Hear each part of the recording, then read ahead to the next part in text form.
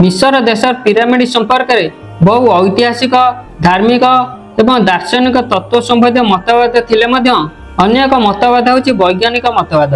आधुनिक मानव पिरामिड उपर बहु अध्ययन करी एक भिन्न दृष्टिकोण को लोकलोचन को आनी ताकि पिरामिड सहित भिन्न ग्रहर जीवों संपर्क। किछि वैज्ञानिक मानक मतरे भिन्न ग्रहर जीव माने पृथ्वी सहित जोगाजोग और संपर्क रखा पिरामिड निर्माण करथिले एवं पिरामिड पृथ्वी और भिन्न जगतर जीवान सहित जोगाजोगर एक माध्यम बा सेतुबंध थिला। यही भिन्न जगतर जीव होचंती एलियन बोली वैज्ञानिक मानक मत।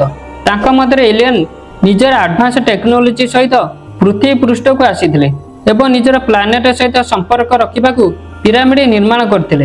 यही कथार रहस्य को अधिक अनुभूत करे पिरामिड मध्य थिबा एलियनर चित्र।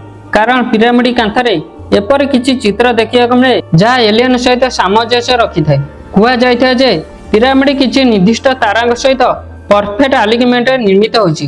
रात्रि समय जेतबे पिरामिड को आकाश रो देखा जाए सेतबे तीनोटी तारा सहित ग्रेट पिरामिड एक परफेक्ट अलिग्नमेंट रखी थाए एवं अतीत रे एभଳି टेक्नोलोजी मनुष्य द्वारा संभव नथिला।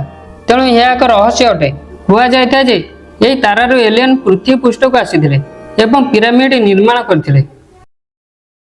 वीडियोटी आपको केमिति लागला कमेंट बॉक्स रे निजर मतामत रखंतु एवं चैनल को यदि एपर्यंत सब्सक्राइब करना तेबे बर्तमान ही सब्सक्राइब कर दियंतु।